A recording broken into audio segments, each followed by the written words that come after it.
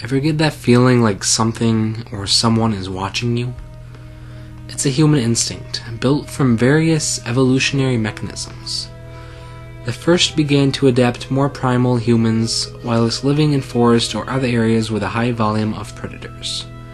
Being able to sense that hunter, aside from using vision, sight or smell, became important over the years. I personally don't believe in the five senses.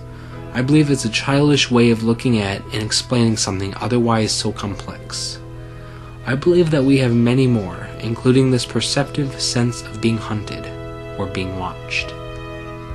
Now that we are generally far more domesticated as a species, this ability no longer has quite the same useful application in detecting predators, though given a situation where we are stranded in some dangerous woods, for example, we still do not have this in us.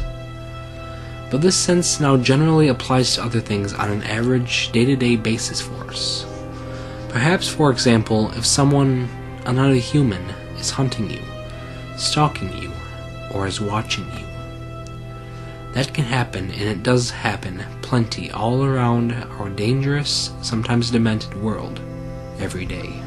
However, perhaps more commonly, whether we know it or not, we also have a sense for feeling other presences that the naked eye cannot detect. And this has also been the case in older, more primal civilizations, where shaman existed, to give one example. This ability, or sense, has also evolved over the years, and whether people want to admit that or not, it's irrelevant. It's just how things work. For example, many of us no longer need rituals to stimulate these sensory perceptions. We simply feel it, and many people feel it all the time. This sense also seems to be stronger in the next upcoming generations on average. The younger you are as you read this, the better these senses likely are for you, even if just a little. Many people also shut these feelings out, depending on their mindsets and personality traits. If you are above average in the traits of sensitivity, empathy, or are highly observant, then chances are you can better tune into these senses. You have a large advantage, if you want to call it that. That thing watching you as you sleep, staring at you, as you are on your computer, as you eat your dinner alone, as you watch TV late at night, its presence, even if momentarily felt, is felt for a reason. It's never purely imaginary. Quit telling yourself that. We have these senses for a reason. That evolutionary trait is working as intended if you feel that sense run down your spine, through your body. Your body understands that you're not alone. Your mind is then given an option in what to do with that information. When we turn the lights out, this sense becomes stronger, just as all the other senses do. It's not make-believe. For example, the very primal, common fear of something standing over your bed as you sleep does not stem from nothing. It's based on many, many generations of humans feeling that sense occur whilst in bed. It's not a coincidence. Try and put it all together, have some wits about it. There is a very good probability that there is something else with you there right now, looking at you, or at least sharing common space with you.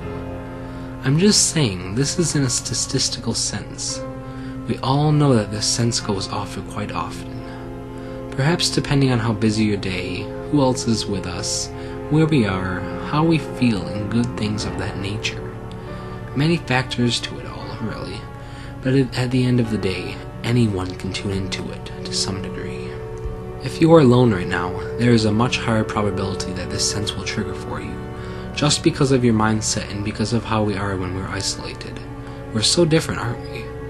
It is then up to your mind how to process that sensory input. You choose these things to be as you want them to be. Dependent on who you are, your mind may slip, and that is where we begin to see problems. The things watching us become dark and hostile in our minds. The bodies become misshapen and deformed.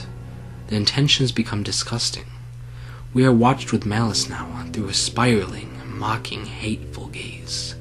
They now emerge from the darkest, most satanic bowels of our minds, and where all our ungodly have some real estate.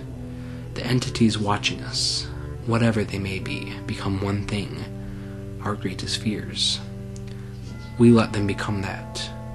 The weak let them become that. Don't be weak.